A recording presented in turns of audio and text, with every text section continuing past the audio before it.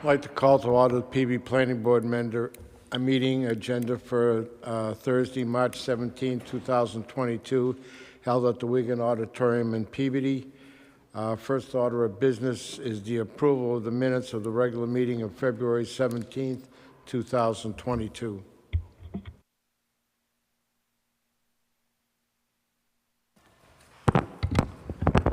Mr. Chairman, I would move approval of the minutes of February 17th, 2022. I second. All those in favor? Aye. Unanimous.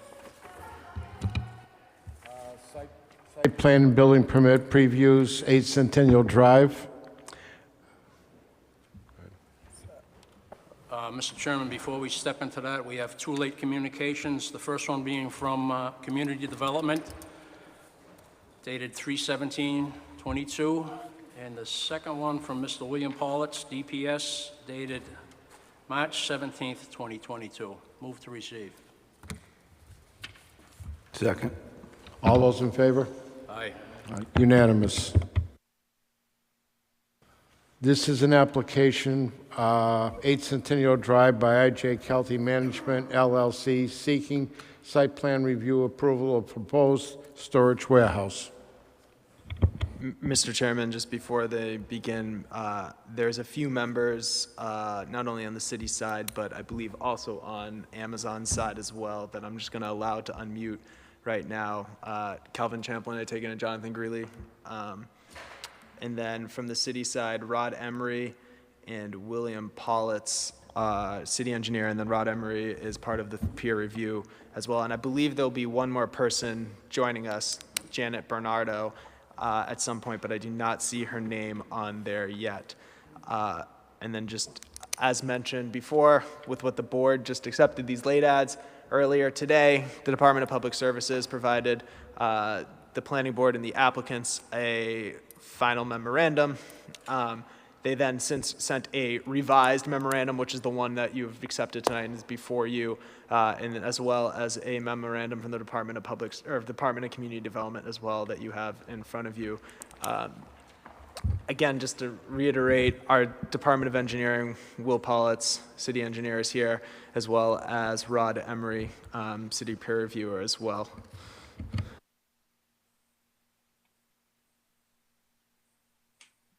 You may present.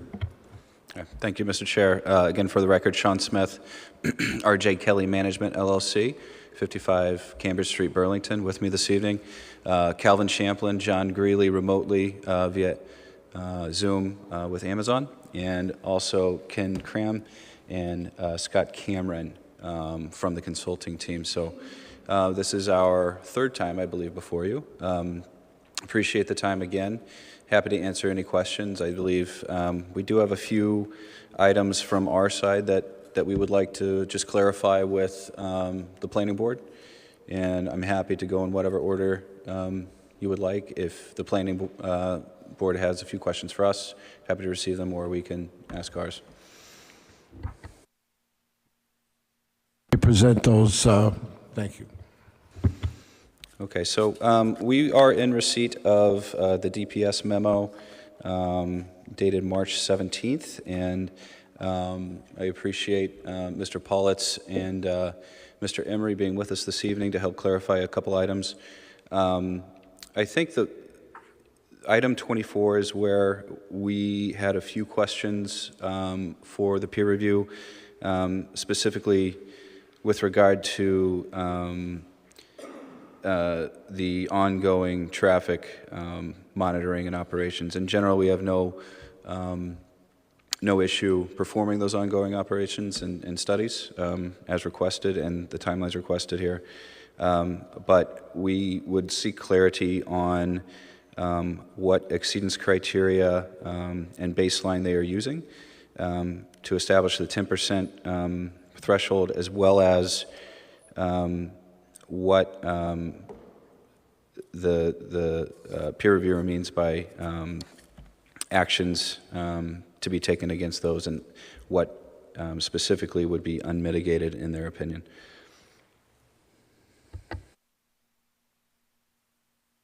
Mr. Chairman, if I may, I would say that this is probably great time that if the third-party reviewers or Will, if you want to jump in, I think this would be perfect. Certainly. Drew, can you hear me? Yes. Great. William Politz with the Department of Public Services. As Drew had mentioned, we also have Rod Emery from World Tech Engineering, who peer reviewed the project on behalf of the city. So, Sean, I'm not sure if you got the most recent memorandum. We released one this afternoon prior to 3 o'clock, and then based upon your email, a revised memorandum went out maybe an hour ago. So I'm not sure if you are in receipt of the newest one. But with that being said, let me tell you what the modifications were made to the memorandum, and then I'll let Rod speak afterwards. So on item 24, it would now read, the applicant shall conduct 2 post-occupancy trip generation reviews. We removed the language of and parking demand. We kept items A, B, and C intact, and we modified the next part to read, if it is found that the measured traffic volumes exceed the projected volumes by more than 10% with any peak hour, corrective actions to reduce the unmitigated impacts of the project shall be proposed and implemented. So the modification there was we added the language with any peak hour. So I'm not sure if that clarifies any of your concerns, but I can, like I said, Rod can, I think, speak more clearly on what he was thinking, as the majority of this language was taken from the peer review consultant language. This is Rod Emery. Is everybody hearing me all right? I can hear you, Rod. Okay, sorry. Now I lost the planning board here, but I'm not sure if there's a camera position. But anyway, we had some additional data we requested about a week ago on parking demand versus trip generation. And there were 2 sets of new data given to us. And I think the trip generation data is carefully thought out so that the traffic impacts are mitigated or spread out over off-peak hours. And so we wanted to just check to see if that actually becomes the case. And it could be that there is a holiday season where there's a little bit more trip generation going on, but it probably would spread out more. That's why we changed the language to say a peak hour. So we don't expect holiday traffic to load up in any one specific hour. We feel it'll spread out a little bit. So we just want to check to see if there's anything that's beyond the 10%. And I guess at that point, we would, if we do have some changes in the increased trip generation, we would look at doing some more capacity analysis to see if there's any critical intersections, the site driveways, for instance, that would require some additional work. I don't know if that helps explain it a little bit. Thank you, Rod and Will. I think what we just would like to define more clearly is the nature of corrective actions the city would seek to understand a little better what you're asking of Amazon. And it sounded to me, Rod, and excuse me if I misunderstood, that the definition of the unmitigated is related to the distribution. Is that correct in the way that Amazon operates and sends their vans out off peaks in the morning and the evening? Yes, I mean, the regular peak hour of the street traffic, the projections in the traffic study were basically 0 in the morning and a handful in the evening. And if you add like additional trips for the holidays, do they just keep spreading out? And there's similar kind of impacts in the peak hour, then we wouldn't expect, any additional mitigation. But if it shows up in, changes what the peak hours look like, then we would want to look at the analysis again and see if there's any impacts due to the extra traffic. And I think it starts with the site driveways because, you know, it was spread out a little bit and they were starting to approach capacity. There's some E levels of service that were in the original study. And then there were certainly one or two intersections that the city has, like at Summit Street and Centennial Drive, and the safety intersection, the safety down at County and Linfield Street. So those are two of the key intersections we talked about originally.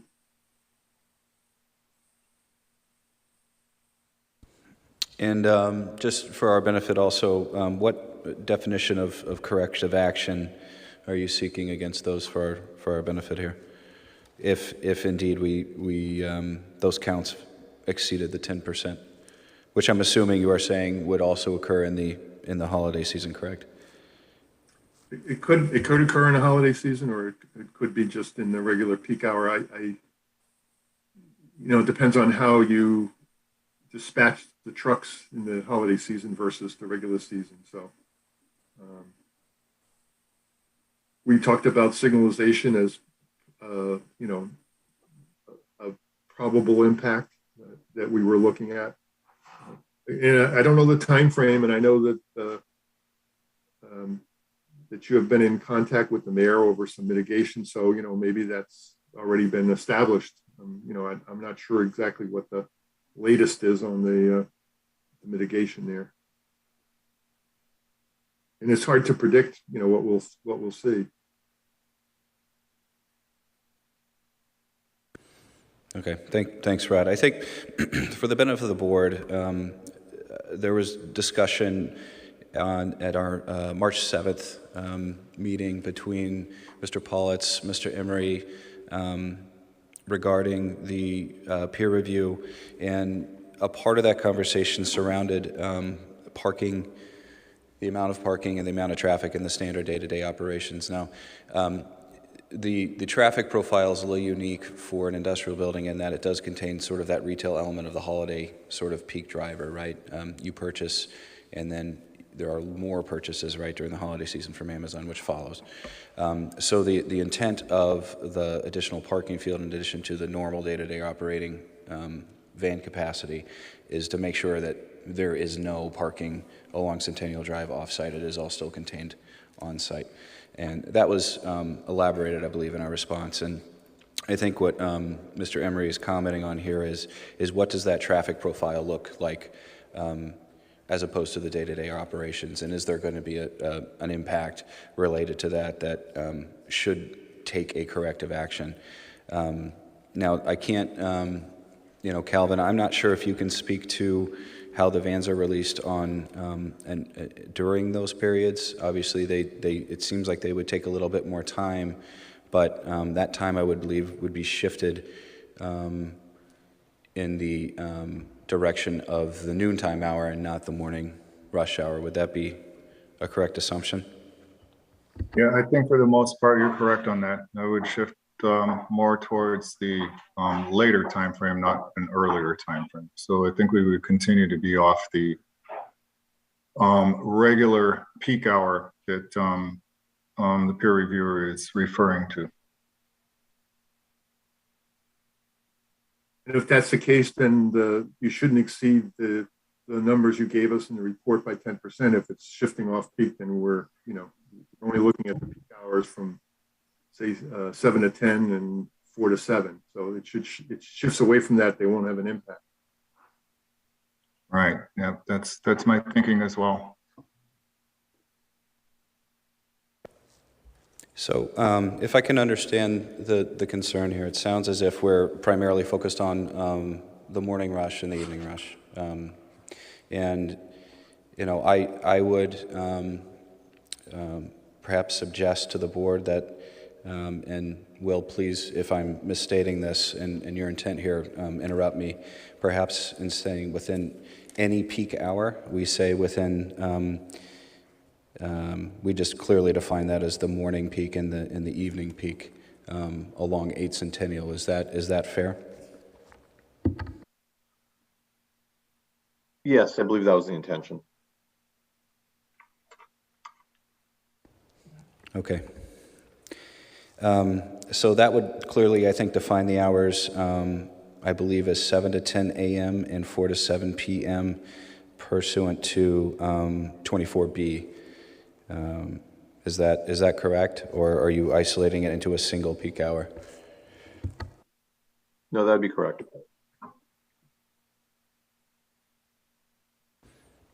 Gentlemen, thank you. And just, again, corrective actions, I think the broad scope of that definition may be a struggle for us a little bit. I understand, it could be signalization, but, there is no top or bottom to that. And I'm wondering if there are examples of any other corrective actions, so to speak, in the city of Peabody or elsewhere that you had in mind when suggesting this comment?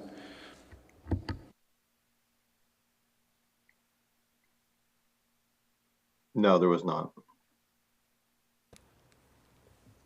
Could I, through the chair, can I make a suggestion? Can you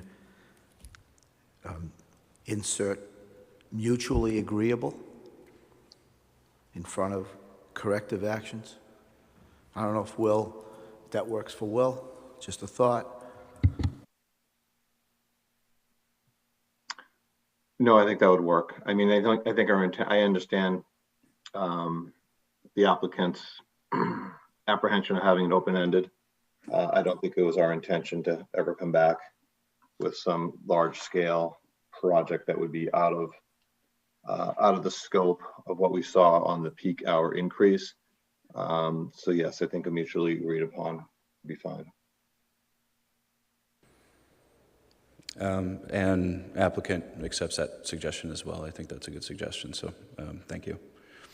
So, Drew, can you note these things, because, just so that we get it right? Thank you. Yep, just to clarify that condition 24 of the Department of Public Services memo dated 3/17/2022, now to include mutually agreeable before corrective actions, and that is it?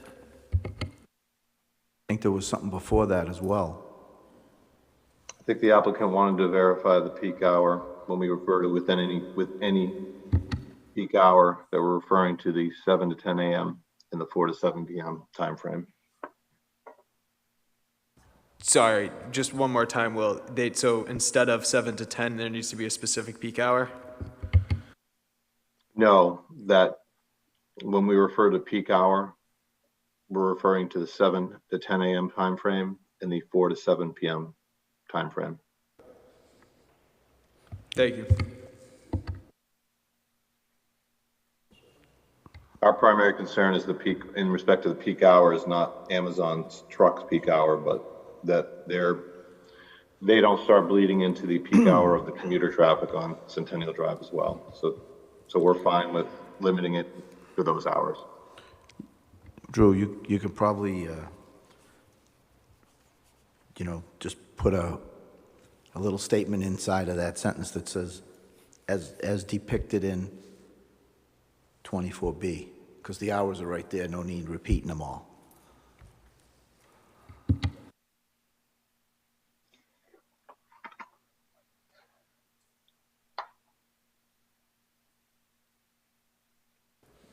Okay.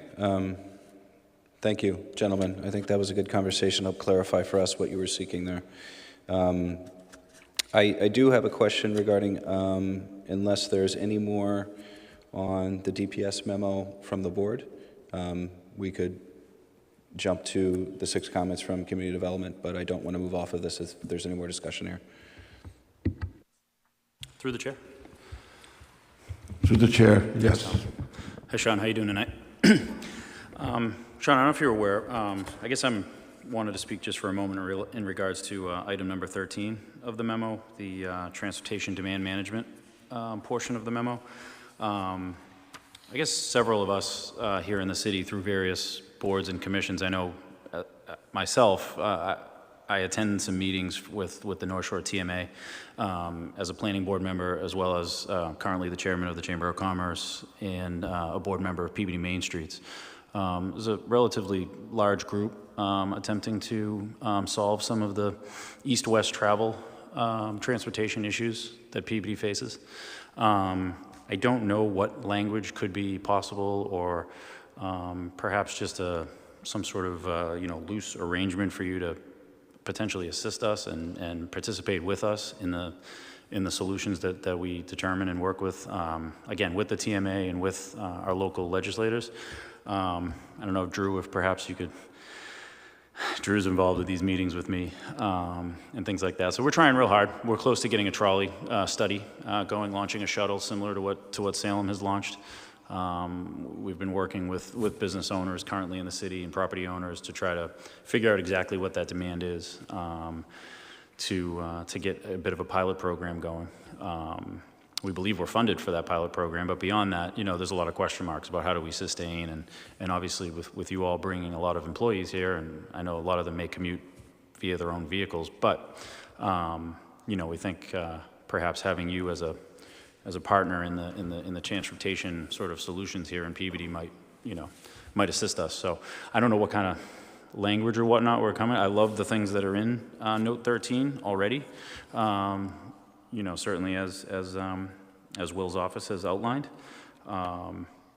And I'm not necessarily speaking of monetary, contributions or anything like that. I just mean to be a part of the, solution rather than the problem. So yeah, Kurt, Drew, I don't know if you have any recommendations or discussion on the matter. Yeah, and I can say that we've spoken with John and the applicant as well, that I know that you're going to have a TDM coordinator on site. I'm sure it's beneficial for both the city and Amazon if their employees use public transportation at their site as well. So, the board could discuss if they want a condition such as the TDM coordinator to work with the North Shore Transportation or TMA, or... I think, Sean, as much as you might be willing, and I apologize, I said no monetary contributions, but to the extent that a membership with the TMA so that you could join the city, because the city is joined as a membership, the Chamber of Commerce, again, Main Streets, at least maybe if the transportation coordinator could sort of immediately jump in on some of these conversations. I think, as the proposed one of the largest tenants on Centennial Drive, I think you'd have a large impact on what we accomplish, because it's certainly one of the routes that we're trying to improve upon. No, I hear you, and I think obviously transportation is important to Amazon, and most recently I think Calvin may be able to speak a little bit more deeply on this, but I do know that they have rolled out a internal overall overarching program within Amazon, not even just on the site, but each site will have a dedicated person to that. I'm not sure, could you elaborate on the membership piece of this so we have a clear understanding of what it is?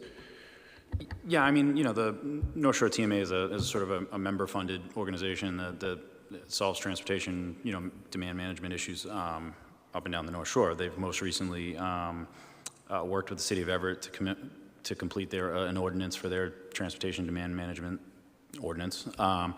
And sort of, like I said, the Chamber of Commerce has joined for, a few $100s. The city, I believe, had a membership. I don't speak to the amount, but it wasn't more than, I think, a couple thousand. I know that all the other cities in the area are also members.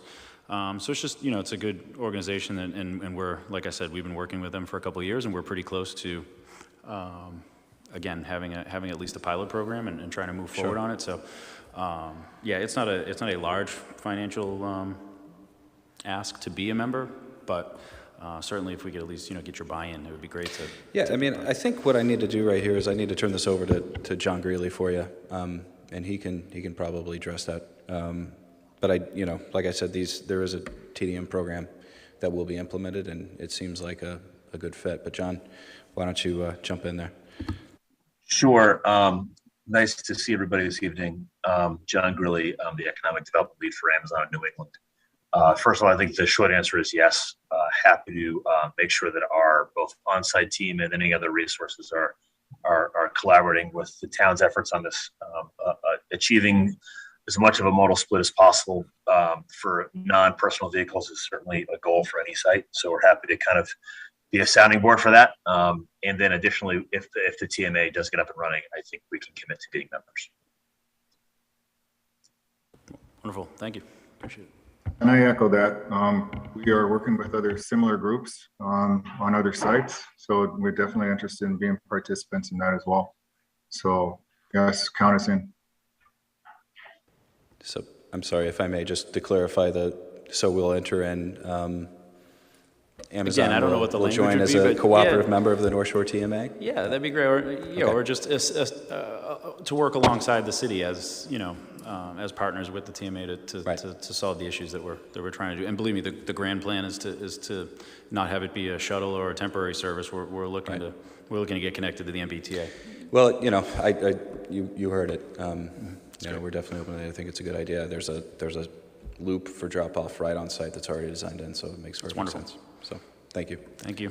So just to clarify, add to condition 13, we'll add condition 13E, applicant to inquire or applicant to become explore applicant to explore membership of North Shore TMA. Yeah, membership and or like we said, I'm not a wordsmith, to work closely with, to be engaged with the conversations. And I can send you our contact with them after this meeting as well. Great, thank you. This is a perfect example of what I've been talking about at previous meetings, and I don't want to beat a dead horse, but again, large projects like this, the city may request that the applicant do some, assist in some project for the city. I'm trying to say this the right way. To assist financially at different projects, at different locations in the city. This is perfect where, you have a transportation issue that's connected to Amazon that, if the city is asking for a little financial help and assisting in some sort of project in the city, this would be perfect because it's related to the project that's in front of us rather than, for example, I've used in the past, going to West Peabody and replacing a storm drain.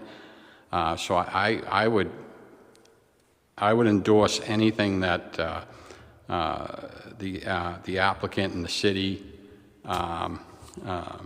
meets with, discusses, and puts together something that could help our transportation issue that is existing today and will be affected by all the employees of Amazon as well. So I think it's good for the city and it's good for Amazon.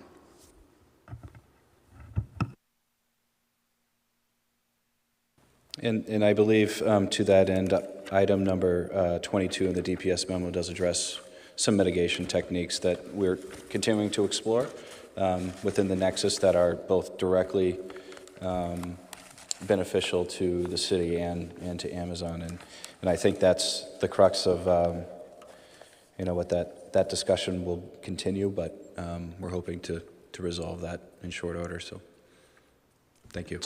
To that point, to condition 22, I've since spoken with the mayor since their last discussion. The mayor has told me an amount, which is $555,000 is the amount that they're seeking. That money would be used for certain intersections within the city in that area, intersections that have been spoken about before, including Centennial and Summit, and then Summit and Linfield. This is a number that I've spoken with about the mayor. This number is based off of that Cargo Ventures, which was 13 Corwin Street, was a certain amount of size. This project's now tripled that amount of money, or tripled that size. This project amount then would be tripled that amount, which is that $555,000 number, to be used on intersections such as Centennial Drive and Summit Street, Linfield Street, and Summit Street as well, or other items directly related to this project. Through the chair. Drew, typically, is there a radius put on those improvements as far as like how far that might extend? I mean, does it go all the way to First Ave? Does it go all the way to the, like what would? So I think with a project like this, and I think any project, not until it's built and it's operating are we really going to know where these these issues are. I know that there's certain intersections that have been looked at in the third-party review and have been identified that this potentially could affect, and I think this money is to, I think this money is to help those intersections, but I think that, again, that this, it's almost like an indirect and direct result of this project. So, like you said, we could see something directly in front of the facility, but then a year down the road, you could see something, like you said, in another area that this money would then be available for. Yeah, I know that it was important to Joe a couple weeks ago when he brought it up that it was, sort of like you said, it's a great way of putting it, directly or indirectly affected by the project. Not looking to use these dollars elsewhere in the city, but I think it's wonderful to allocate something of that nature. I mean, the way that item 22 is worded is excellent in my opinion, and happy to support that. Happy to see that be a part of whatever numbers agreed upon. Happy to see it be a part of a project like this. Yeah, and to that end, those conversations are still ongoing. I think we're obviously comfortable with the way 22 is written at the moment, but I think John, if you guys have anything more to say on this topic, feel free. I just again, John Greeley from Amazon. I'd happily. I think Sean put it well that we are comfortable with the language as written. We are in a dialogue with the mayor's office. And I would just say is that one of the things we are committed to doing is to mitigating our impact within the vicinity of the project. And so that not just dollar amount, but the vicinity of the project and the types of projects that we think are part of that mitigation are certainly part of that discussion. So again, I think we're comfortable with 22 as written.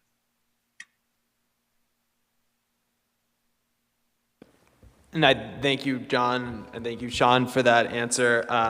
I can tell you, I did just speak with the mayor, and that is the number that I was told. And I know that's the number that he's looking for, and I think it's up to the board if they want to look to vote on the condition as written or with a specific amount in mind. Through the, Okay. After you. I'm perfectly content with the way it's written, and let it be up to the mayor. That's my personal opinion. But I do feel strongly that the money is earmarked for exactly what it's written for here in 22 and nothing more.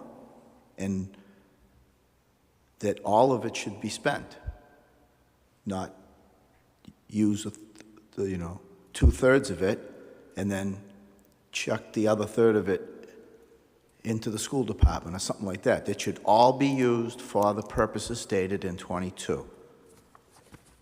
I will warn you, I think if we start to, I'll explain my issue is with it, if we start to specify too much with what this money is used for, that I think that there could be, and I'm not saying this is going to happen, but there could be issues down the road, no pun intended, that the city might not foresee within a year, within 2 years, and I don't want that money to be so specified that an issue does arise 2 years down the road and there's nothing I'm not we trying can to do about specify it more than is currently written in 22. Then I think that's fine, but as mentioned before, I did speak to the mayor right before this meeting, and that was the number that he did state to me, but it'd be up to the board to keep the condition as is or put down an amount of money, or monetary contribution. Mr. Chairman, my thought on that is as Roy states, leave the amount out, because it could change depending on the circumstances later on. Could be higher, could be lower. Leave it out. It's still going to be subject to an agreement between the applicant and the city. True. Are there actual, I'm happy as well. I agree. If the number hasn't been agreed to between both parties as of yet, then I can't see putting a number inclusive in any motion on our behalf. I guess I would just ask you, what is the standard sort of in any project, this one or otherwise, if there is an impasse, at what point is if the mayor's office and an applicant can't agree, is that prior to a building permit? What is the? It's right in there. Prior to issuance of building permit, applicant shall provide the city.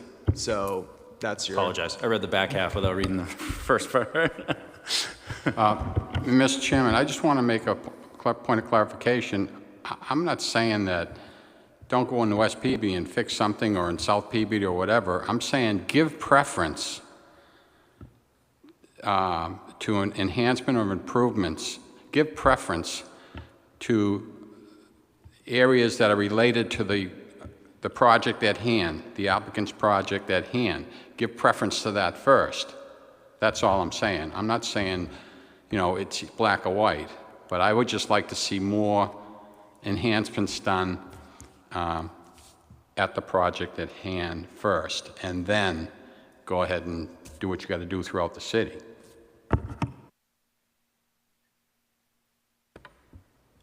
Just a little further clarification. You are still negotiating that figure. Is that correct? That's correct. All right, so I think we should leave it as it's worded myself. I agree to leave it as it's worded. I agree. Duly noted.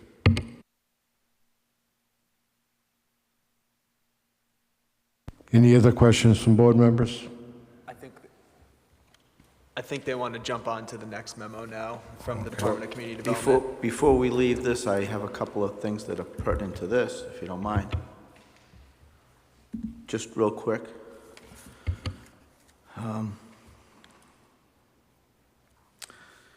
So I've got to assume that if, regarding to that traffic, the 6-month and then the 18-month traffic study, right? To just to kind of look over and make sure that all the assumptions were correct and all that stuff. Number 24. I think if memory serves, you or somebody, may not have been you, but someone said that 20 vans every 6 minutes.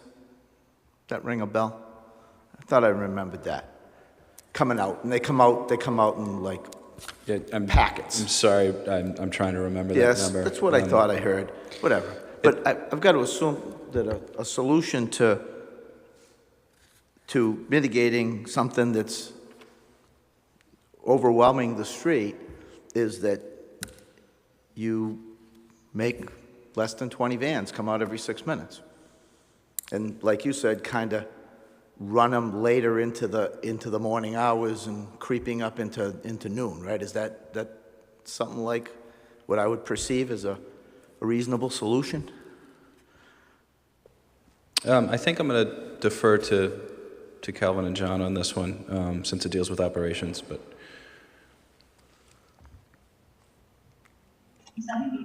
I don't know if that number is, well, I know that we discussed that number before, and then we said that we came out in waves of 20 minutes approximately, and we kind of split the number of vans that we were talking about, theoretically at least, because we haven't actually pinned down this. Depends exactly on what that number would be when the station is actually operational.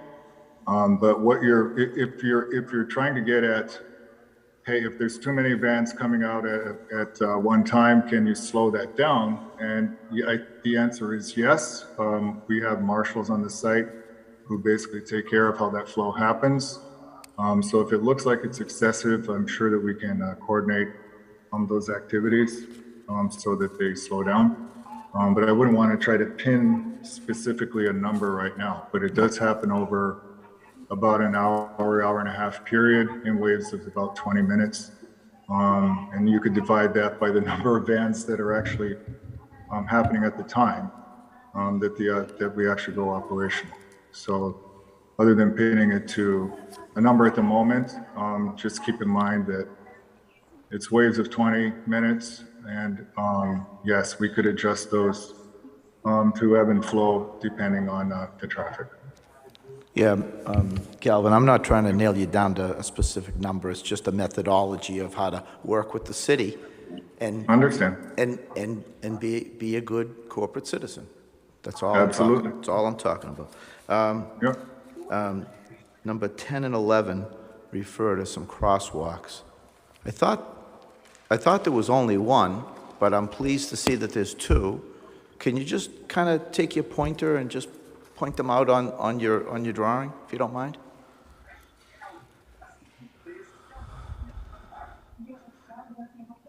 Okay, got it, thank you. So one looks like smack dab in the middle of the associate parking lot, and one kind of in the middle of the west van lot. Yeah, actually, they weren't. Good evening, Scott Cameron with the Moran Camera Group, 66 M Street in Danvers, Massachusetts. The location was actually preference to the bus stops, existing bus stops on the street. So we're trying to get them in a position where they meet the bus stop requirements. Great. Yeah, that's perfect. That's and the other one too is just a quick note on number 7. You guys are okay with number 7 on here about managing the snow on the roof of all the vans and/or the tractor trailers before they leave the site onto the city streets? Yeah, we're amenable to that condition, yes. Great, thank you. That's all I have right now. Thank you. Mr. Politz, you wanted to jump in on that? Just for clarification on Roy's question on the sidewalk or crosswalk locations, what Mr. Cameron said is correct. They are set up for the bus stops. In addition to that, they're set up at Technology Drive and Corporation Way. So that's where they'll be approximately at those intersections with Centennial Drive.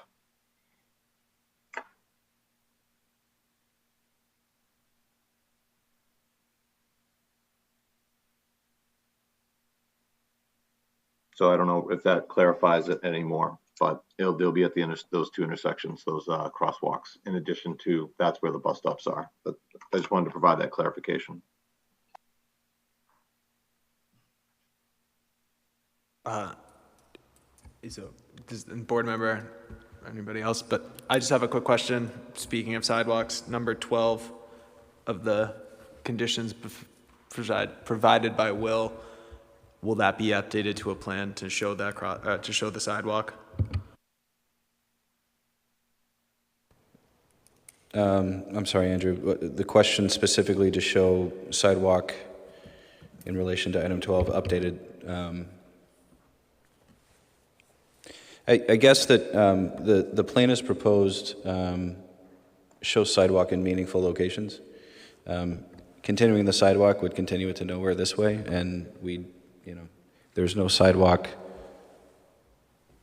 in front of the Marriott, and in this location would also end at the water tower. So we believe, as proposed, the sidewalk meets the intention of the city ordinance article, and adding further sidewalk to locations would just encourage unsafe behavior. I was gonna ask, if you did continue it along the entire frontage, would that mean that when it does abruptly end, would they then need another crosswalk at each location to get to the other side of the street where there are sidewalks? And is that what, Will, you would like to see? Is that what you were requesting, or? I'm pointing out the fact that it's a city ordinance that I don't believe the planning board or our department or the building inspector can give relief from. To my understanding, I believe the only entity that can give relief from that sidewalk along their frontage would be the city council. So it's my understanding, unless they go to city council to seek relief for the sidewalks and receive the relief, but if they don't receive the relief and or do not go to city council for the relief, it appears they're going to have to build a sidewalk along their frontage, the entire frontage. But to answer your question, yes, we would have to put crosswalks in a safe location to get people back across the street.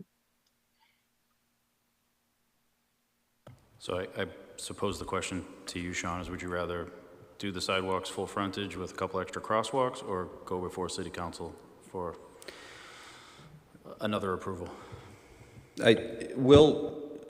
I think the ultimate response to that is we'll need to work with, because there's some complexities here surrounding that with wetlands and everything else, and there's a bridge crossing. I think what we need is a little flexibility to work with DPS and the building inspector, who are both cited specifically in this ordinance section, to be able to determine exactly those limits of the sidewalk.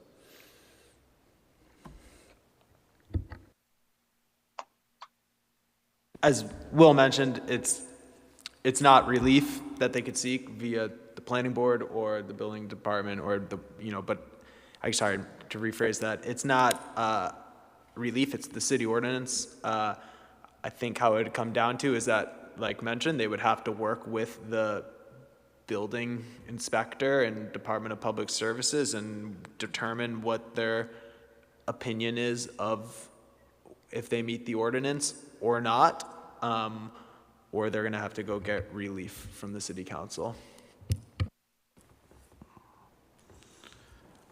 If I could.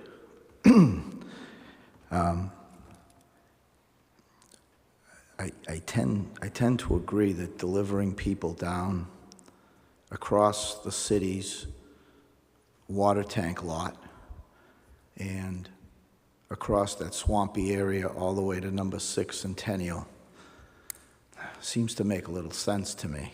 But just to kind of put this a bit in perspective,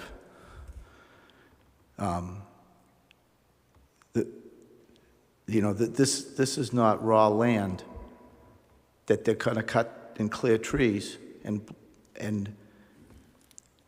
or extend an existing public way. This has been a public way since the early 80s. The city of Peabody built Centennial Drive and must have intentionally left out sidewalks on that side. So it's kind of an oddity, if you ask me. I would say that at least connecting the two crosswalks that you propose with the flashing lights with a sidewalk makes perfect sense on that side, in my opinion. And I know we can't grant relief, I'm just speaking my opinion in this matter. Thank you. Right. Hearing you say that, I share the same opinion, and I think also too, just, I take that curve every day to my office, and I think that there are folks other than us here tonight that would decide if a sidewalk was to end and people were to start crossing the street halfway around that turn, if the sight lines are appropriate for safety. I think that's sort of above my pay grade to be the one that decides, where the safe spot is to end it. So I don't know if there's a slightly different language I think something similar to what Sean just said somewhere in there might be the key to continue to work with, because I think it's others' responsibility to make sure that whatever ending point of the sidewalk, and whenever that's determined to be, and cross the street back over to the other sidewalks, would be in the best interest to figure out the safest place to do it, and not just that it go all the way property line to property line. So I don't know how to, again, I never know how to phrase these things, but I think, there's others that should determine the safest place to cross the street when the sidewalk ends on the side of the street that was never intended to have a sidewalk.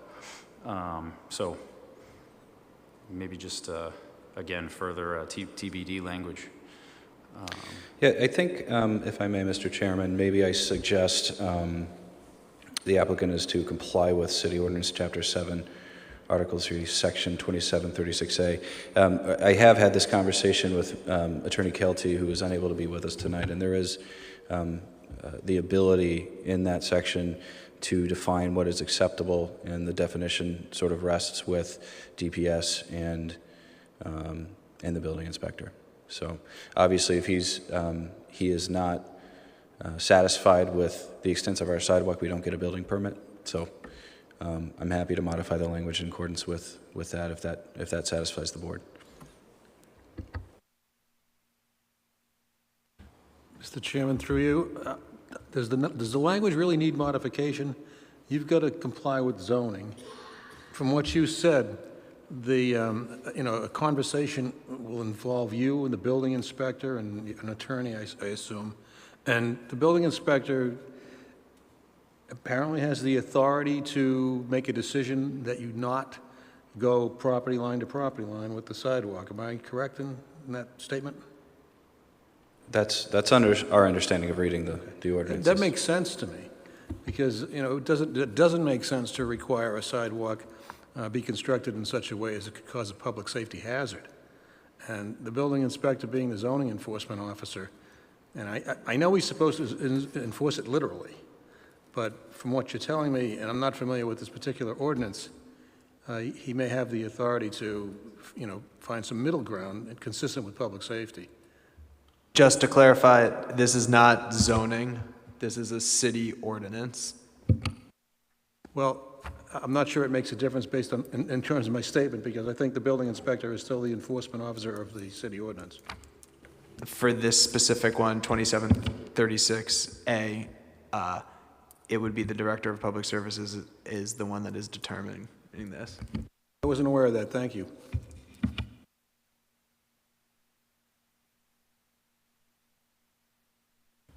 I believe the board needs to make, I would recommend that the board, or I would state that the board needs to make a decision if they feel comfortable with what the ordinance states, and that it is determined by the Director of Public Services. And as mentioned, they don't get an occupancy permit unless they feel that this has all been satisfied.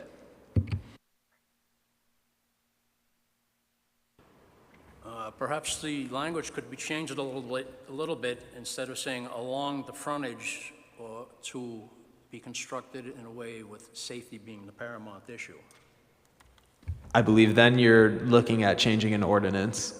Well, I'm trying to apply a little common sense. I understand where you're coming from. I think that if you start to put in anything with there, then you're allowing said change in ordinance, and then you're giving it, I think you're making it more difficult then for the Director of Public Services to determine. I have a question, and that is, and Will can chime in on this. Does Will then, as the individual enforcing compliance with the... Will is not the person. You said Public Services. I'm sorry. The Director of Public Services. But maybe Will can still chime in on this. Is there still room for a decision to be made by the Director of Public Services to not require a full property line to property line sidewalk? I do not have the ordinance in front of me. I do not believe that is the case. I think the director is allowed to determine what the sidewalk is made out of. But with that being said, I think we're amenable to the applicant's suggestion to revise comment 12 to state the applicant is to comply with City Ordinance, Chapter 7, Article 3, Section 27-36A. And that way we can further the discussion with the applicant if that pleases the board. Just to confirm there, Will, keeps condition 12 the same way? Sorry, I missed the beginning part there. No, I think it would be fine if we changed condition 12 to state the applicant is to comply with City Ordinance, Chapter 7, Article 3, Section 27-36A, and remove the language, install a sidewalk along their frontage. I mean, that's what the ordinance states, but the applicant had suggested that language change. We're okay with it if the board's comfortable with that. Got it.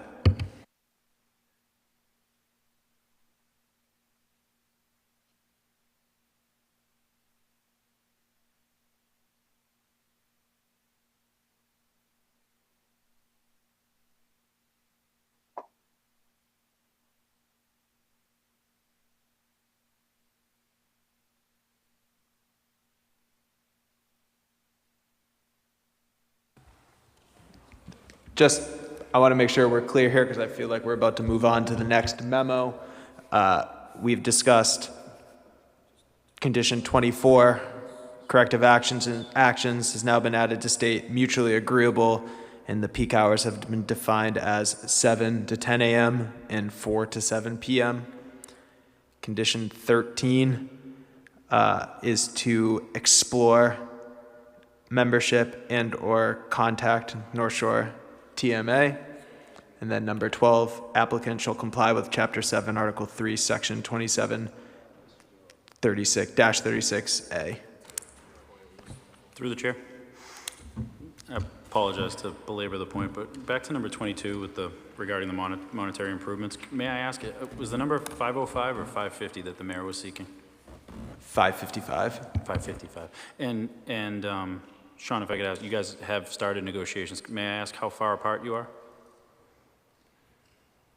It's a complicated question right now because Amazon has internal approval processes over asks of this nature. So that process is not completed on their end. And so I unfortunately, I can't answer that for you tonight.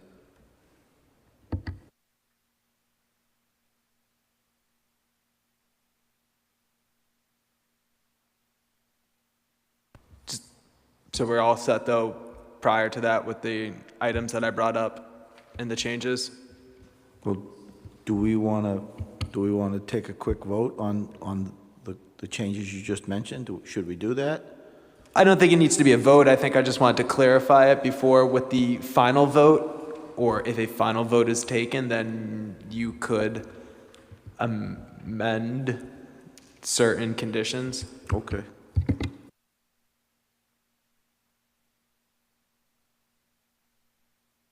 We can chat about this when it comes time, if a motion is decided that one wants to be made, but we can chat about what the language would look like for that.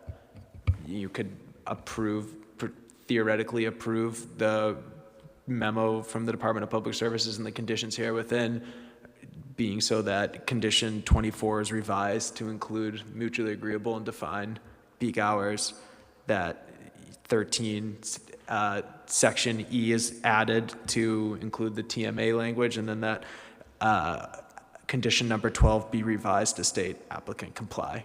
Thank you.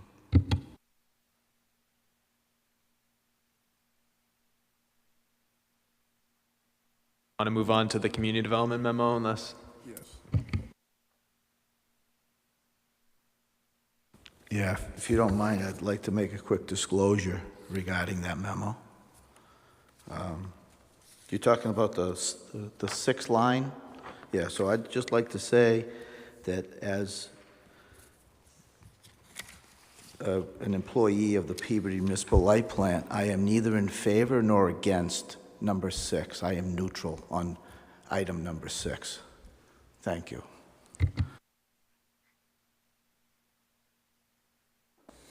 And I think regarding item number 6, since we're on that topic, the building, as we've stated before, will be completely solar ready. So it will have the necessary electrical configurations to be net metering compliant and structurally compliant with the ability to support photovoltaic in it. So I think we're amenable to that condition as written.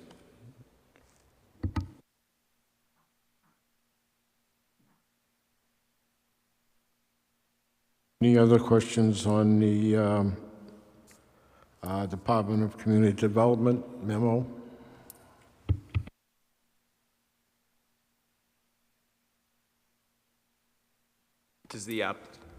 Mr. Chairman, does the applicant have any questions regarding it? No further questions there.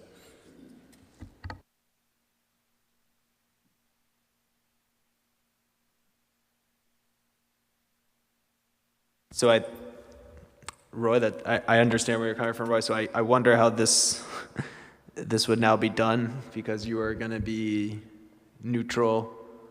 determined neutral on. I'm fine with it. I just want everybody to understand that I had nothing to do with getting this put on this memo. I am Switzerland. I don't care if they do it. I don't care if they don't do it. I believe it's actually part of the building code that they have to make the building solar ready. It can stay right there. It's fine. I have no issues. I just don't want anybody to misinterpret that I am here trying to strong-arm Amazon to put solar on their roof. That's it. And I am in agreement with that. I'm just, when it comes down to who is voting in favor and who is not voting in favor, I will vote however I'm going to vote, whether that item was written or not. Don't worry.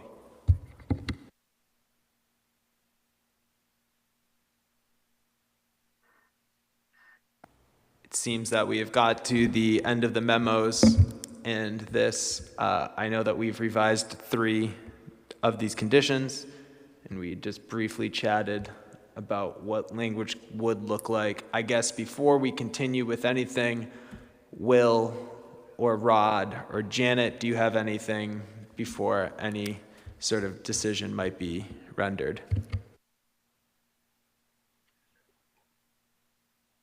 Drew, from my end, from the public services end, no, I think our memorandum stands. We respectfully request that the board condition, if they choose to approve the project, condition any approval with the items that are listed. And we are amenable to all the changes that you guys discussed in respect to our memorandum.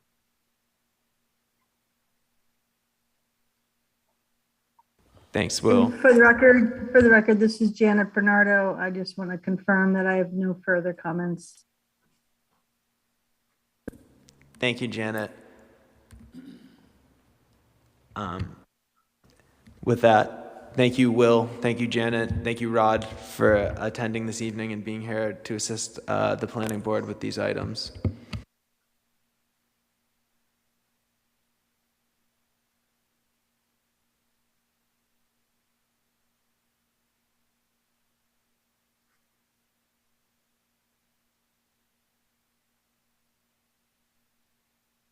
I think at this time, Mr. Chairman, it's the board's will.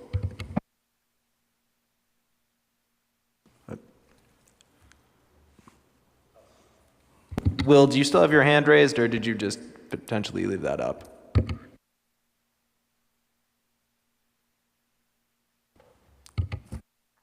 My apologies.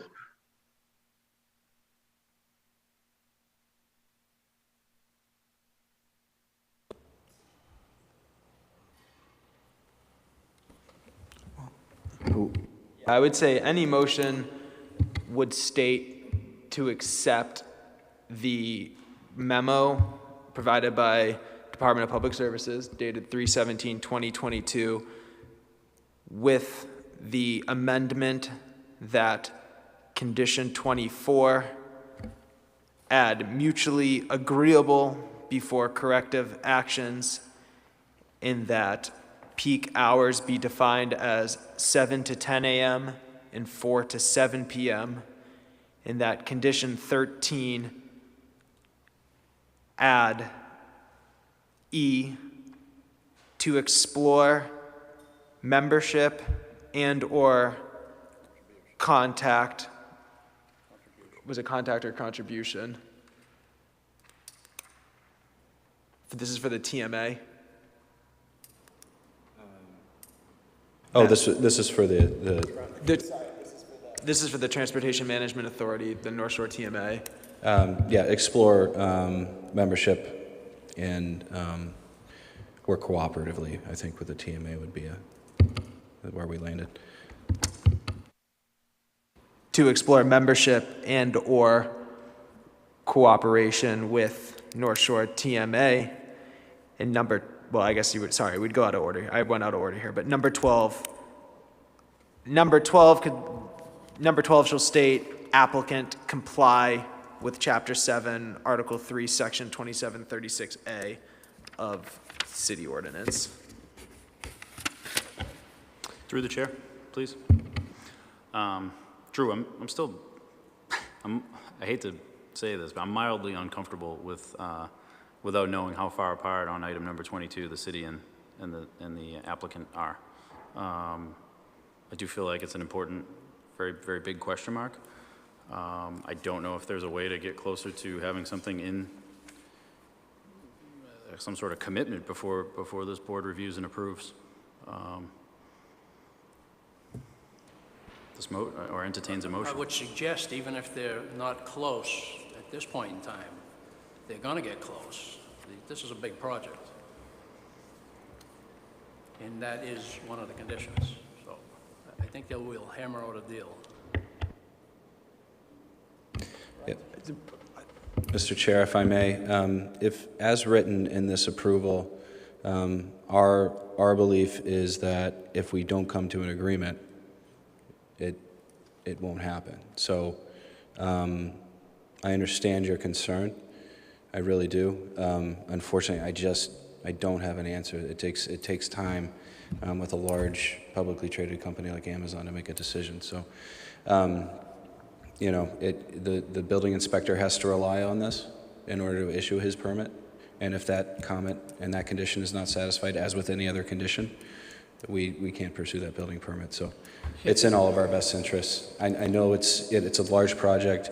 This will produce well over $1 million between excise and property taxes when it's fully built for the city. But I do have full confidence that we'll be able to reach an agreement with the mayor here.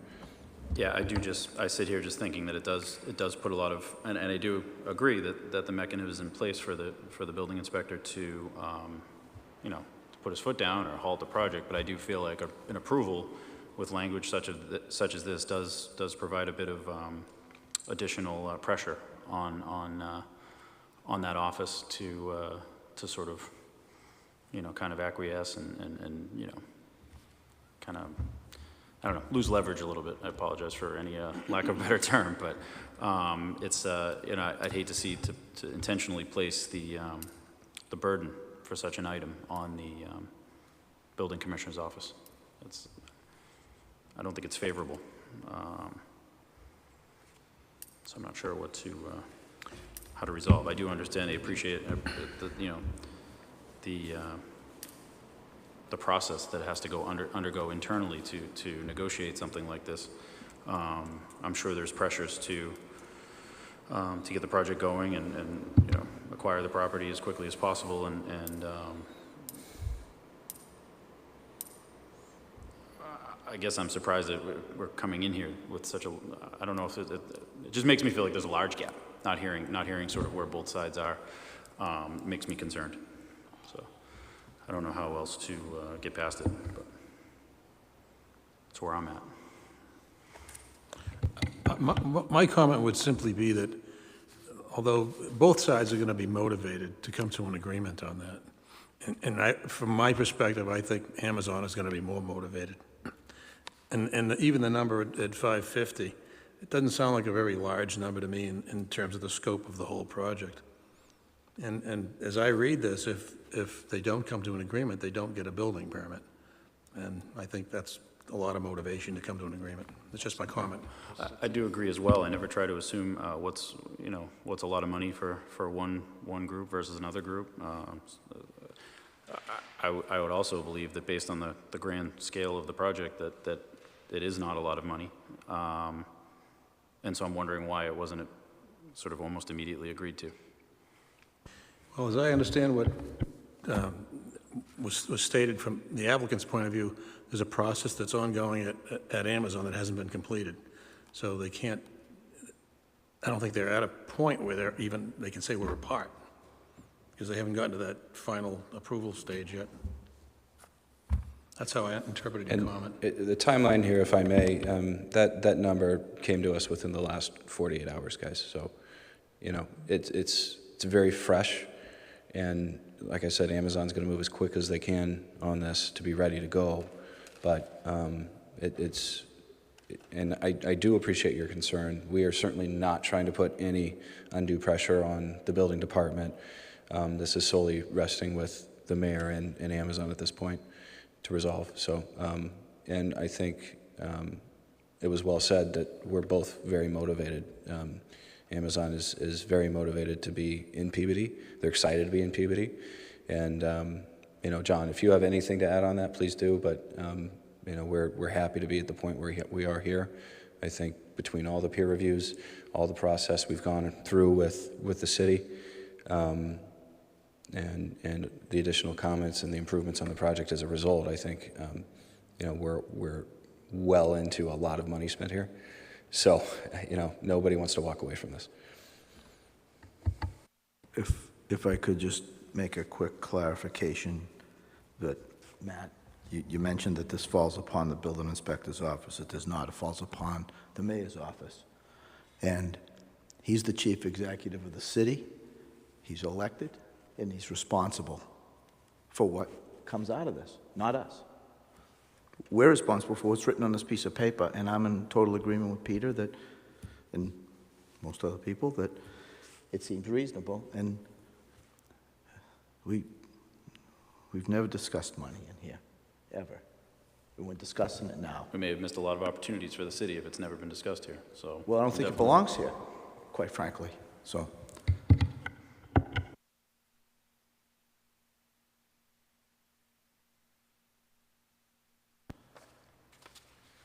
Just briefly, you gentlemen are in agreement with everything on the community development memo, correct? That's correct, yes. Anybody else? I'd just like to make a quick statement, and it's, I know this is big, and I know that Will is seemingly overtasked up at DPS. So this 5-page memo shows up at 5 o'clock. Well, I don't know what time it showed up. I know I opened it at 5 o'clock. I read every bit of it, and I understand it, and I'm agreeable to everything that we've edited. But it almost seems inconceivable that a memo would be dated March 17th, 5 pages long. And like I said, I'm not against it. I know the tremendous amount of work that's gone into getting to this point, but it's, I also think that it's a subject in amongst the city council as we speak about late ads and trying to manage late ads. So that's all. Thank you. Mr. Chairman, in the matter of 8 Centennial Drive, I would move to recommend permit to issue with the following conditions. The applicant shall comply with the conditions laid out in a community development memo of 3/17/22. Further, the applicant shall comply with a public services memo dated March 17th, 2022, conditions 1 through 25 on pages 2 through 5 on the memo. Be it also known, there will be amendments to item number 12, item number 13, and item number 24. These edits have been discussed amongst the applicant and the board, and everyone is agreeable with them. That's my motion. If anybody would like to amend it or add to it. I would state for this motion, I think the board needs to state specifically what is changed on those, which I have written out if you'd like to see and read, if you can read my handwriting. Well, I'll continue further. Item 12, the word comply will be inserted, and install the sidewalk to the frontage of Centennial Drive. Sorry. That will end. That's all. Unfortunately, that was not what was agreed upon. It was stated instead, I have it written down if you do want to read. I have it written down too. So it was stated rather that everything be taken out except for the applicant to comply with Chapter 7. The way I'm going to read your writing. Item number 12, applicant shall comply with Chapter 7, Article 3, Section 27-36. John, do we, C? just for the sake of this, because like as Roy mentioned, this is a big project, you want to just start the motion over again so we can have a clean motion? Strike that motion, please. Why don't you vote on the first one, the motion from the Oh, you want to go through these? community development? I'm a little confused, gentlemen. I would say start your motion over again, but I have written out exactly what the amendments are in numbers 12, 13, and 24.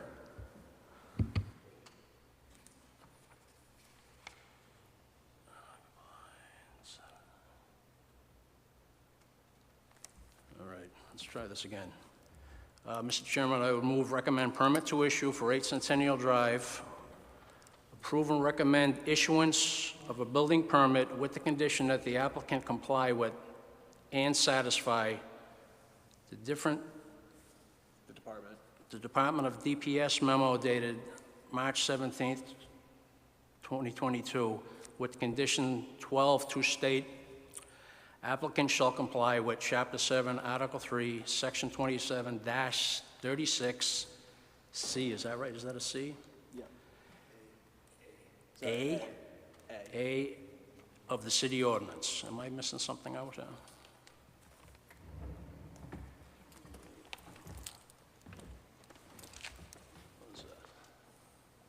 Of city ordinance. Of city ordinance, all right. You already have this, right? Item 13. Item 13. Add sentence E, applicant shall explore membership or contribution to the TDM, I have, not TBA. No, it's applicant shall explore membership and/or contact North Shore TMA. Team A, all right, North Shore TMA. But it's not, you said contribute. It would be, we had discussed membership and/or contact. All right. You have that correct? You want me to read it again? I need you to say that. Item 13, add letter, sentence E, applicant shall explore membership and/or contact with North Shore TMA, correct? Yeah. Item 24, to add mutually agreeable for corrective measures. Before corrective measures. Through the chair. Sorry, Tom, sorry to interrupt, John. I'm growing, I'm sitting over here growing more uncomfortable, and based on what Roy had mentioned about us getting this letter, this memo, just almost immediately before the meeting, and just sitting here and thinking about the struggles of pulling off the exact language in this motion. It's now making me uncomfortable that we're moving so quickly to approve issuance of a permit.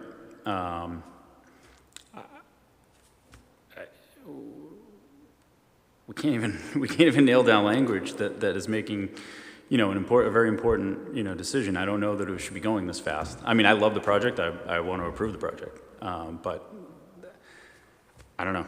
I'm growing uncomfortable, and I do now start. I'm starting to think. Roy mentioned it. Yeah, I mean, this is a very, very big decision for the city, and we're making it on a planning board that's had the letter for all of a couple hours. Yeah, and I can understand where you're coming from, Matt. I get that. I think this is definitely a little confusing because there was changes made here this evening.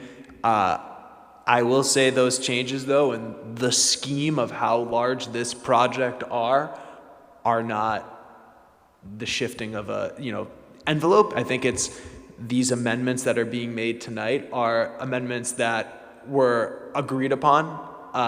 And I know that the planning board is getting this memo tonight, but this memo is the finalization of many memos, many reviews. Again, we have here before us Department of Engineering, the third-party reviewers that authored these documents and that these conditions where they came from.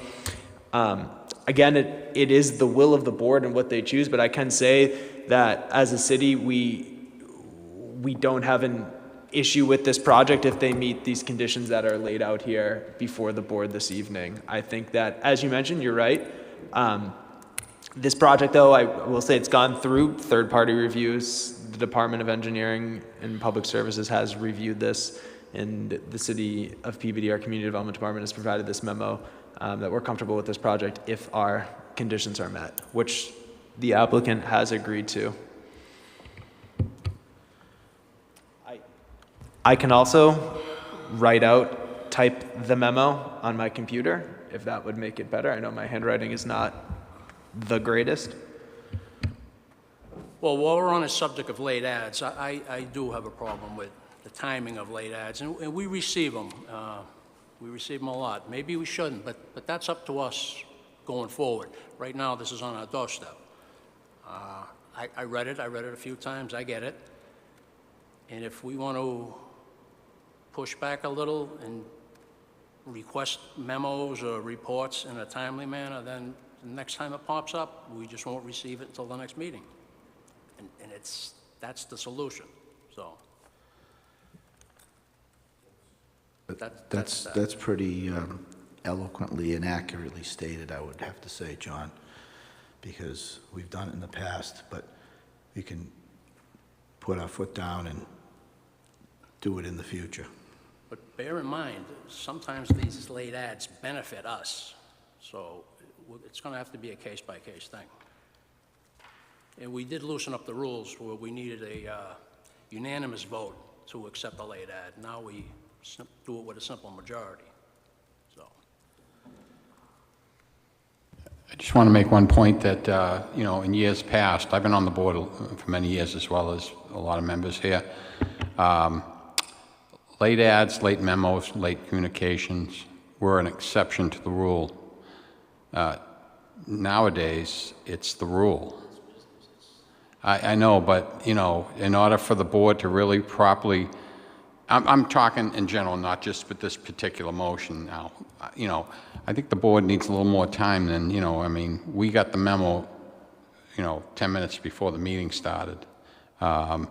So I think that we should go back to and try to stick to. I know there are times when, you know, public services has a late thing and it's important to get, but we need to really recognize and try to get those late memos, communications, and so forth reduced significantly, and maybe put a time frame. You know, it has to be 2 days before, 4 days, 1 hour, not 1 hour, but a day before or 3 days before, that this board can decide.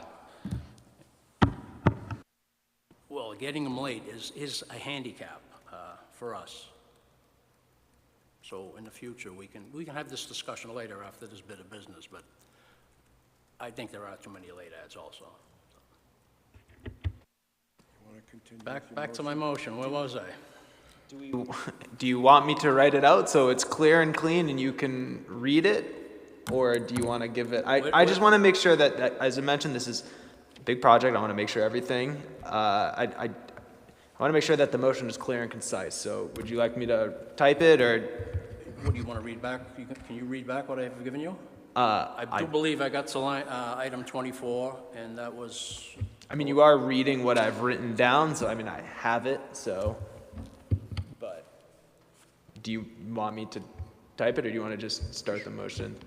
I've not been typing out what you've been saying. Right, I've been reading. I've listened to the recording, but yes, what I've written down is what you are reading. This has already been done. That's your last item, so... No, Do you have all the particulars of the motion? You did not read the section. You left off on mutually agreeable to be added before corrective measures on... Correct, on item 24. On item 24. To add mutually agreeable before corrective measures. And I do believe peak hours are in the condition as it was. No, you need to then it was discussed and added that you need to, that the peak hours are to be defined as 7 to 10 a.m. and 4 to 7 p.m. It's in B, sentence B in that motion, in that condition. It is, but it's referring to something different. That was the point of this clarification. All right, and back to condition 24, and peak hours derived as 7 a.m. and 4 to 7 p.m. Peak hours defined. All set? You said peak hours, and it needs to be peak hours defined. Peak hours, by your notes, are 7 to 10 a.m. and 4 to 7 p.m. Defined, sorry. Thank you. Peak hours are defined as 7 to 10 and 4 to 7. And then there was one last piece on there, the community development memo. That was the first thing. I started with the community development memo. We'll be listening back to a long motion then. I guess there was a motion that was made and then extended and then made. Was there a second? Did someone second? I'll second. All those in favor? Hold on, I'm gonna take a roll call on this.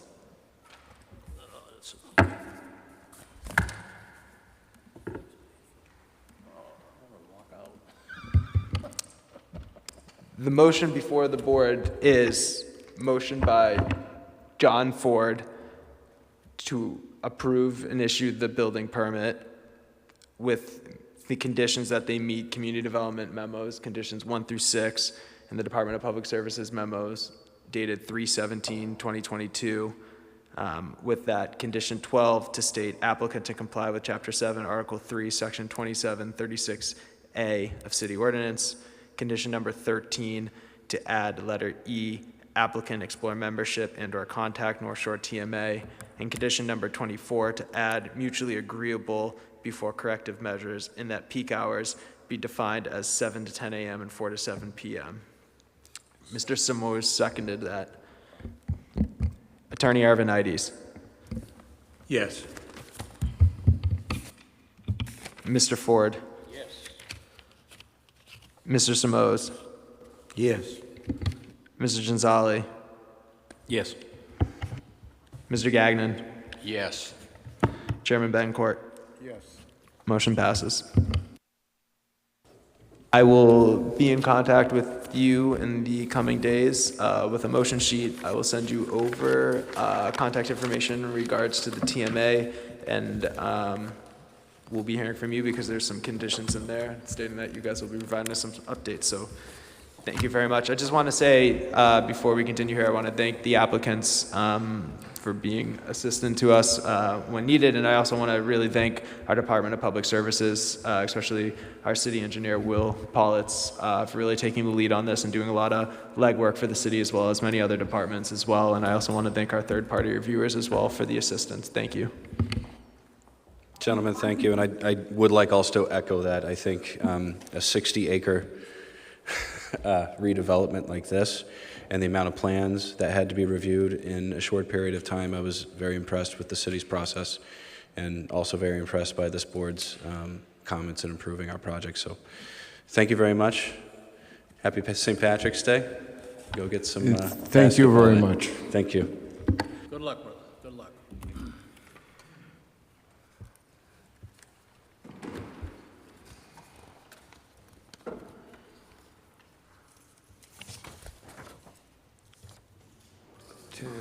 Reviews, city council permit applications. Why don't we just move to other matters properly before the board? Mr. Chair, I will just say that there was motion sheets provided by the City Council. These are items that were already voted on and approved by the City Council. I have those. I can pass them around if the board wishes to review and discuss them, or if you want to just review them, let me know and I can send them to you and not discuss it. I'm okay with just receiving them. Yeah, I'm fine. I do have a general business kind of thing to mention as a suggestion to the chairman. And it's really got nothing to do with what today's hearing. But I think the time for applicants to appear on Zoom should come to a close. I'm not saying to have the public be able to watch it on Channel 9. I'm not opposed to that whatsoever. But I think the time for applicants to be able to participate in this on Zoom should be talked about and come to an end. It's extremely difficult to hear what these people are saying. You miss little tidbits because of interconnection problems, the sound quality, whatever, and you never know that one of those little tidbits might be something meaningful. So I'm not trying to discourage participation. People can watch on TV. They can come in and sit in the audience. But I think the time has come. But that's exclusively my sole opinion. Thank you. before the board is able to make any vote on that, I would have to run that by the state and see what their guidelines and regulations state at the moment. Mr. Chairman, I'd just like to make an additional comment about the Zoom. We just want to be careful that because we're shorthanded on the board, that sometimes we'll have a member or two on Zoom that will help us meet a quorum. So we just want to be careful how we move forward on that.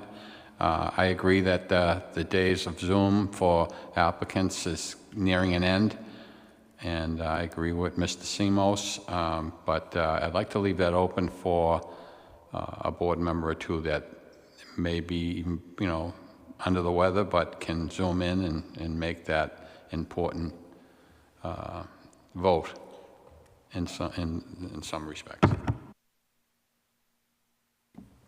Yeah, I was more, quite frankly, didn't even think of what Joe just mentioned. I was more talking about the applicants as opposed to the members. But if it goes away for both, I'm okay with that too. I just want to comment to say that I don't know where some of these gentlemen for Amazon were situated physically. As far as I know, they're in some other part of the country. Maybe they were, maybe they weren't. And if we are deprived of their presence or their input during a meeting or information that they can give us because they can't travel the distance to be here physically, then it may not be a good idea to eliminate them to have the ability to be present by Zoom. That's just something that we should think about. My comment was to foster discussion. And to Peter's point about these gentlemen or ladies being a good distance away, wasn't there a comment or mention of a law that somebody couldn't be on vacation in St. Croix, a board member, and participate in a meeting on Zoom if they're not even in the area? I remember that comment, whether it's a legal comment or somebody's desire, but that was thrown out there. And if with the chairman's permission, I'd like to move on to late ads. Back when we reviewed the procedural rules, I think it was established at that time that everything had to be in by noontime Friday before the meeting. We've kind of gotten away from that.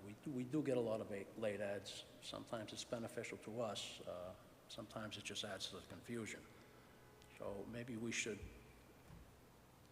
consider putting a boot down on a lot of these late ads. Can we have a rule, as you've just articulated, and then if a late ad comes in, decide whether or not we want to accept it? If we feel that it's beneficial, it provides information we need to use in our decision that night, we accept it. If not, we don't. Don't we have that discretion?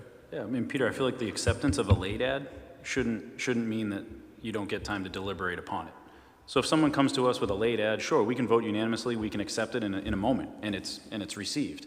It doesn't mean that we don't get any time to digest it, a night to review it. There's a big difference between accepting the correspondence and actually like being forced into a situation where we get no time to sort of... I agree with you, but that's not what I'm saying. The late ad could, on its face, be such that we know we want to accept it because it's helpful to us without having to deliberate very much. That's all I'm saying. I understand what you both are saying, gentlemen. I would say that to your point, Matt, that's the will of the board. Like you mentioned, the board can accept a late ad, and then the board, that's the point of the board vote. If you feel comfortable with the amount of time that you had to receive it and you want to vote, then you would vote to recommend, and if you don't, then you would vote no. I think that's where, that's, what I'm trying to get at is that that's the will of the board. You're able to vote yes or no, and you are the one that determines if you the only think it's recourse enough.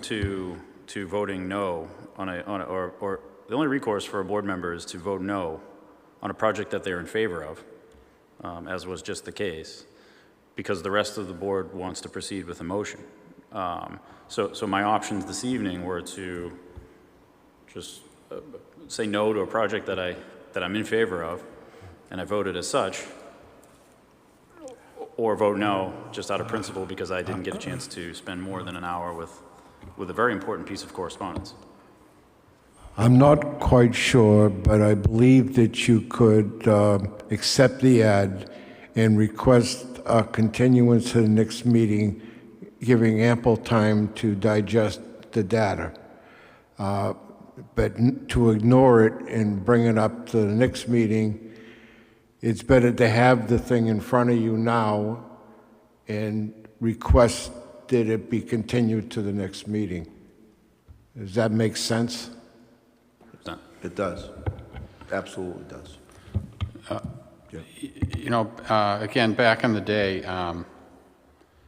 you know, when Tess was here, you know, we got the agenda, you know, days in advance. And it was an exception to the rule that anything on that agenda changed.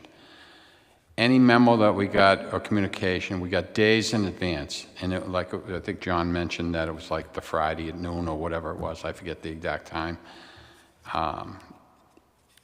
So, I mean, on the application, these applicants come before us, right on the application in bold letters, it should say right on the application, no communication, no late, nothing after noon Friday. Otherwise, it will be continued to the next meeting. You know, to me, every time I come to this meeting, we get late ads put in front of us, and we're told, well, we need to vote on the late ad. And I almost feel like we have to vote to accept it. You don't have to vote on it. You're just accepting it, and for further discussion, you can continue it to the next meeting. I understand that, but why not That just... gives you time to digest it, read it, try to understand it, come up with logical questions against it. But if you don't accept the late ad goes to the next meeting, and you have to make sure you have all the documentation in front of you. Okay, and that... If it's not accepted, you don't have the documentation in front of you. I think we're getting to the same end. It's like, the thing is that to get a late ad tonight and then to read it and absorb it and everything tonight is just too quick. So whether it says it should say it on the application anyways that, you know, any communication or late ad should be in by noon on Friday. And then if you get a late ad before you, I agree. We should continue that. We should continue it.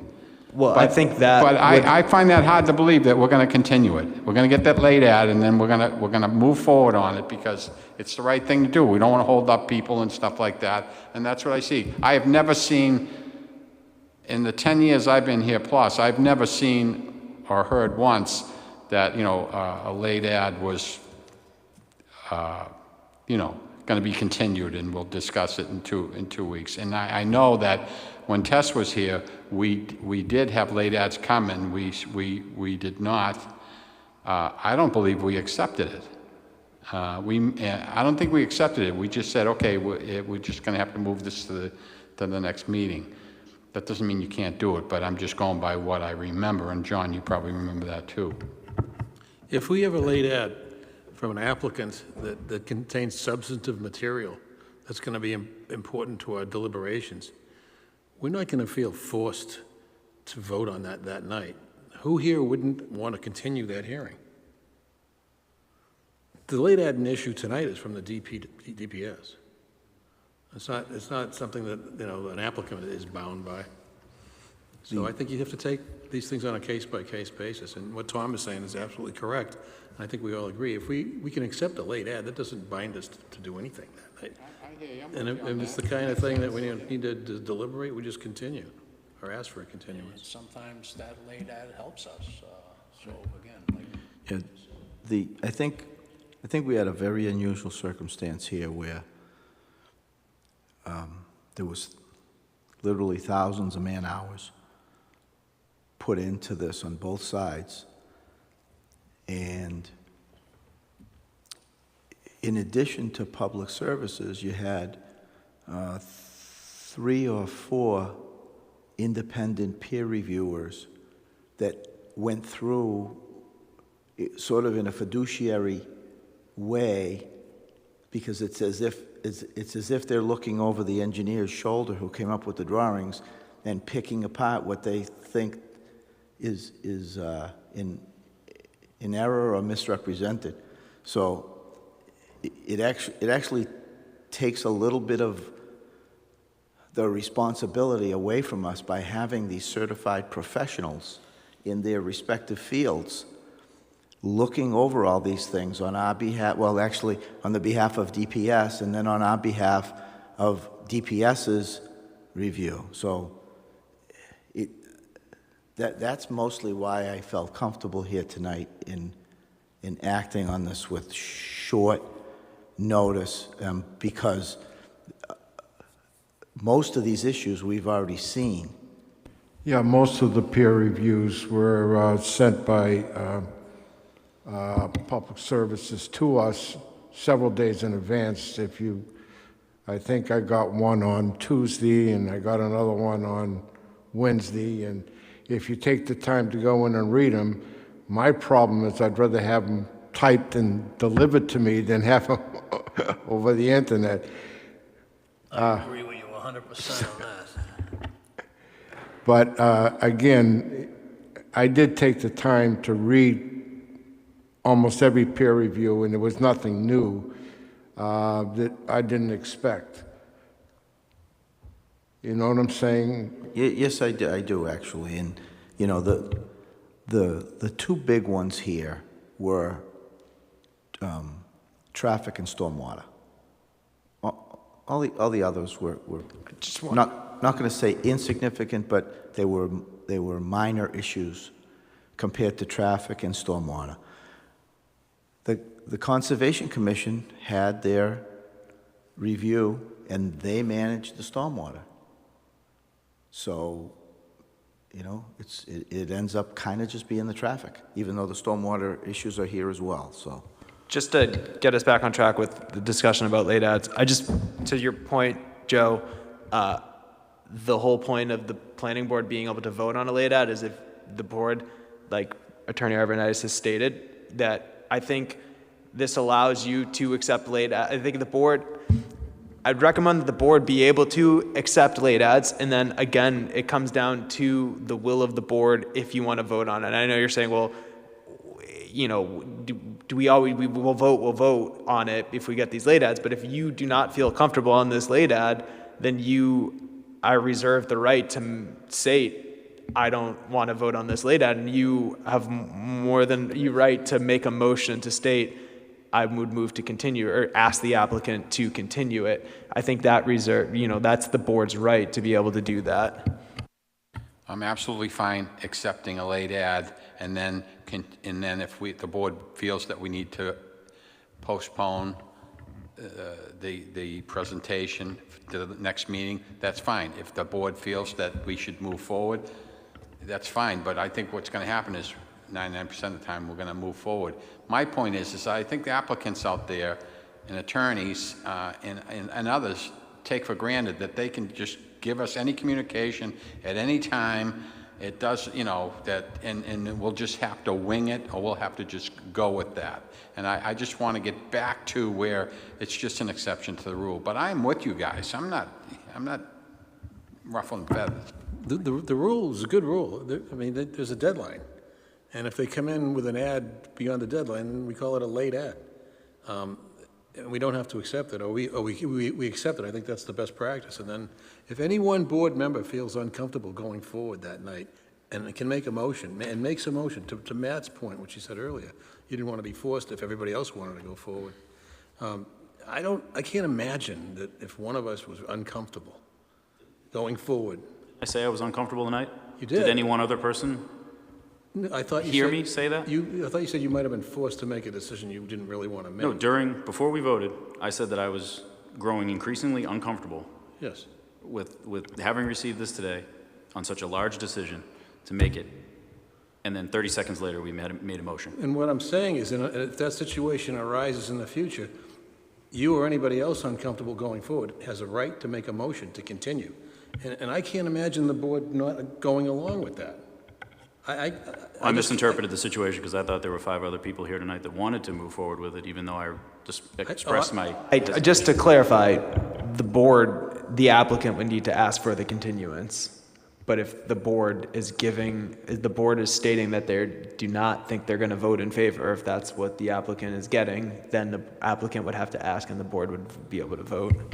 And I think you're talking about the dynamics of a situation that's got a lot of moving parts. You got an applicant who may or may not want to keep the board happy and may not be comfortable refusing a continuance. One of the board members asks for a continuance because an ad, a significant document came in half an hour before a meeting. You know, I'll bet that the applicant might be kind of flexible on continuing in a situation like that. But we don't know. It's a case-by-case situation again. All right. Hey, Drew, did you say that we can't continue it? It has to be the applicant that continues it? Is that what you said? An applicant would have to ask for a continuance. I can't say I disagree with the late ad going forward when we accept it tonight, that I want to continue it to the next meeting. I can't make that continuance request. It has to come from the applicant. That doesn't make sense. Because then we can never continue it. So we just have No. The applicant would have to ask the board for the continuance. You cannot just state to an applicant, we're continuing this application. That would be unallowed. The flip side of that would be if he didn't want to ask for the continuance, then he might not be happy with the news he gets, that he's going to get a no vote. So we have to play a game of chicken. So we can receive a late ad, express that we do not wish to act on them or make a motion that evening based upon the receiving of the late ad, as Tom had suggested, and then hope that they sense that we'll vote negatively and withdraw and request the continuance themselves. That is a terrible procedure if that is the case. Can I say that?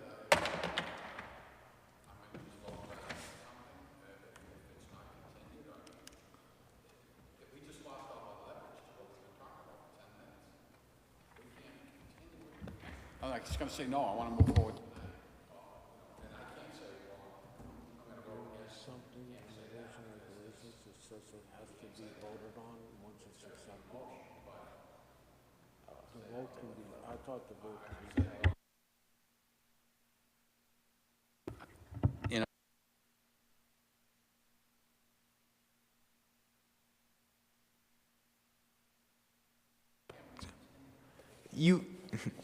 Because the board has to act within a certain amount of time, and you can't just continue something to not take action on it. What's the length of The board has 90 days to move, and then states in 12.11, 12.11, 12.11, failure by the planning board to take action within the said 90-day period or approved extension will be deemed as constructive approval.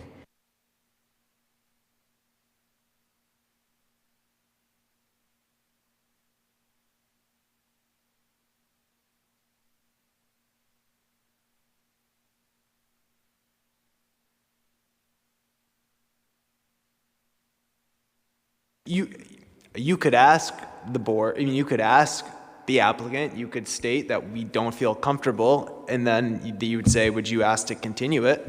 And they could ask to continue it, because as mentioned, that the other instances, you take a vote where you're not comfortable and you deny it. All right, Didn't we try that with Circle Storage on Route 1, and they pressured us and said they'd lose their funding the next day, and as far as I'm concerned, I don't think that building's been built yet, 3 or 4 years later. No. So, I mean, sometimes we get, strong-armed, and I think in that case we did a few years ago. We have to approve tonight or we'll lose our funding. So the board reluctantly voted, approved it, nothing's built. So we were sold a bill of goods and, it didn't work. So I think we need to, I'm in favor of trying to figure out how to, make this better. It doesn't have to be here tonight, but. In most of our late ads of late are not the applicants, they're our guys getting back to us. So again, it's a tool we need, but to get it a few minutes before. Myself, when I get stuff, I like to go to the site. You'll see me sitting on a site somewhere with a drawing, a blueprint, or a bunch of memos, or walk in the woods even. But I cannot do that if I get something 10 minutes before a meeting. In fact, tonight I'm thinking I should get there a little early, find a quiet spot to sit down and read, because I know we're going to get late ads. It's funny, I did a drive-through through 8 Centennial this past week, and I kind of looked around and stuff like that. But here's my point, Drew. How do we stop getting these 10-page memos 5 minutes before the bell rings, basically? How do we stop you from doing that? You'd vote not to accept.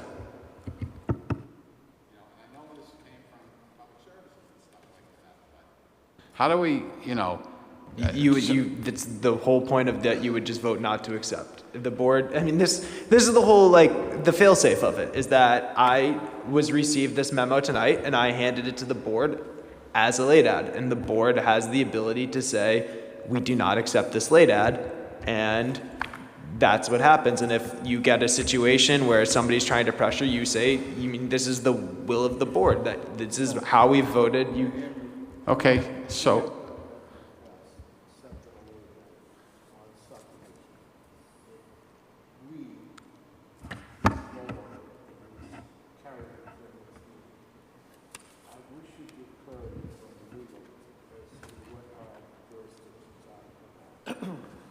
I know we've done it in the past, so I don't think that what you're reading there is exactly, we have 90 days to act on it. That's on a site plan. That's on the site plan. So within that 90 days, if we give any information on that, we could carry it as long as within the 90-day period. Exactly. A continuation would have to be made within that 90 days. I don't think the developer has to ask for the continuance. I think we can ask for a continuance. The developer has to agree to it. What? They have to agree to it.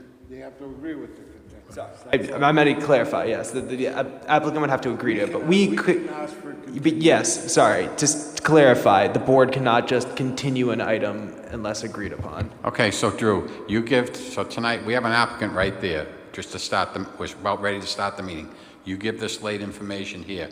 We vote not to, we vote not to accept it, okay? Because that's what you just said. You can vote not to accept it, which is different from continuing. So we vote not to accept it. The applicant's there. Now the applicant says they want to move forward. And you say to them that we haven't had enough time to review this, we're not going to accept it, and then, again, but Joe, this is your ability as a board. This is where you guys are allowed to state, we don't accept it, we're not going to listen to it tonight. You could say it's in your best intentions to ask for a continuance from us to be granted, and we'll bring it up at our next morning meeting when we've had ample time to review. But to not accept it, let's say you're up against the 90 days and you don't accept it, and it's information like this that you're going to want to know about, even if you have a half an hour to review it. Then what are you going to do? The applicant's in a position to force you to vote without the information that's available through the late ad. I agree with you guys, accept it. And this, Trying to get out of not moving forward tonight on something that we're not ready for. But Or one or two board members not ready for.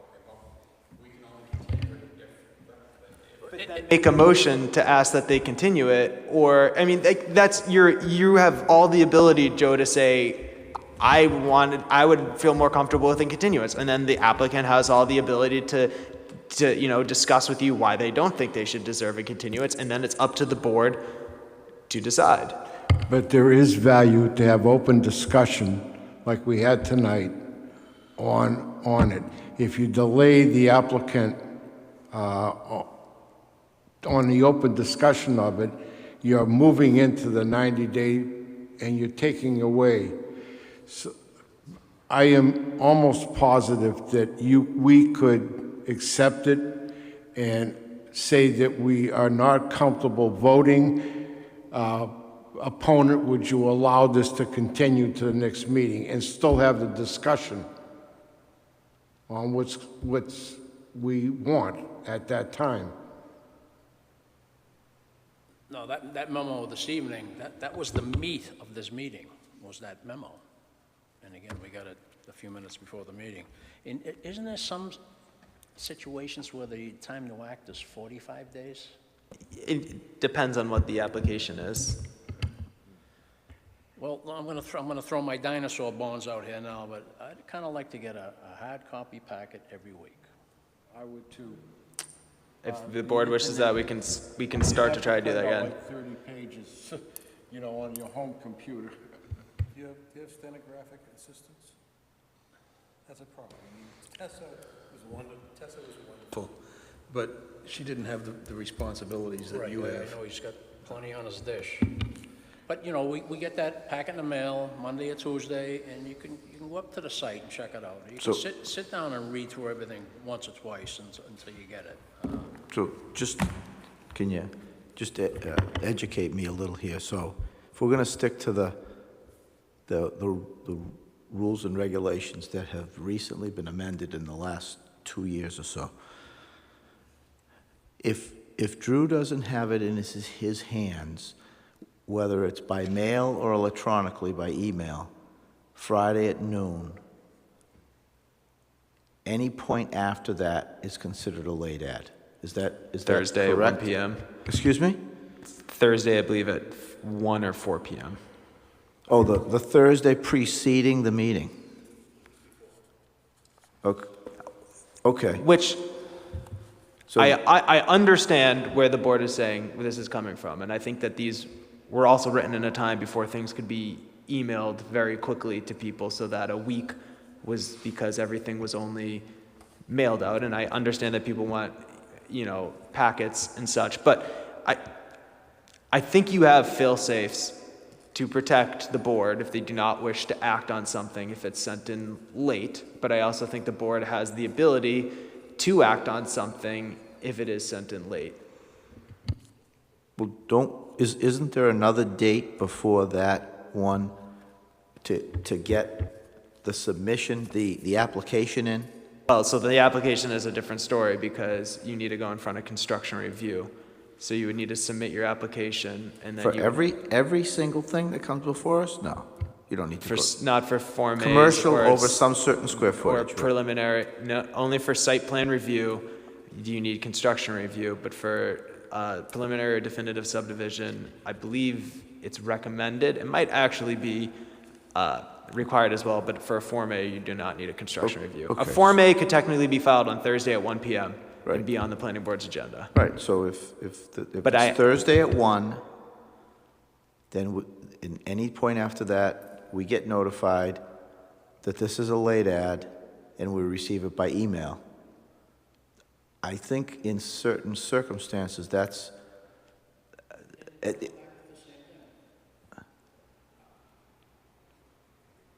cutoff date is Thursday at 1, the week before the meeting, anything that comes after that is a late edition. And it's still up to us if we want to receive that. Does it benefit us to receive that? Okay. Does it not? Maybe not. It might help. Then we don't have to receive it. But we get so much now, so late, you can't digest it. Right, all I'm saying is if we want to stick to that rule, then it's Thursday at 1, on the Thursday preceding the meeting. Anything that comes after that date, Drew identifies it as a late ad and emails it to us. And then we have to vote at that next meeting to accept the late ad. Does he email it to us, or does he present it to us at the meeting? Because that agenda's already been made at 1 o'clock on Thursday. Right, it's not on the agenda, so we need to vote to accept a late ad. It's not on the agenda, it wouldn't be properly before the board unless we receive it. And I'm saying that we can vote to receive it. I'm just trying to nail down the ground rules here. We still got some wiggle room. Okay, thank you. It's up to us. Right. Right, so we get an envelope in the mail with the hard copies. If it's, so that, I guess that would mean that we'd have to get that envelope in the mail before the Thursday at 1 as well, no?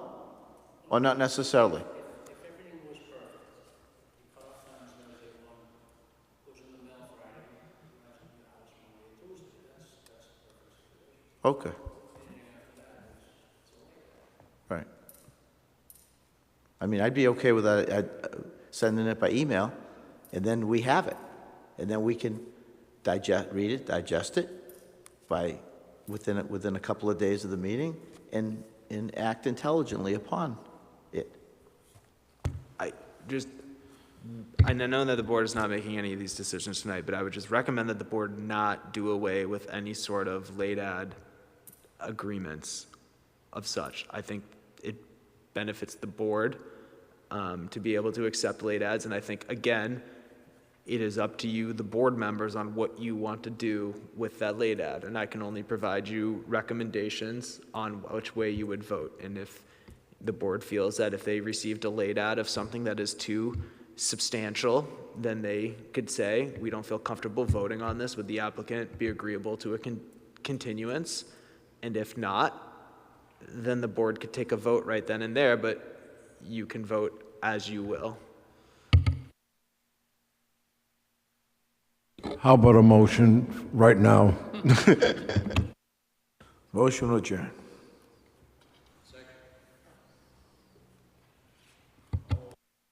Aye. Unanimous. All right.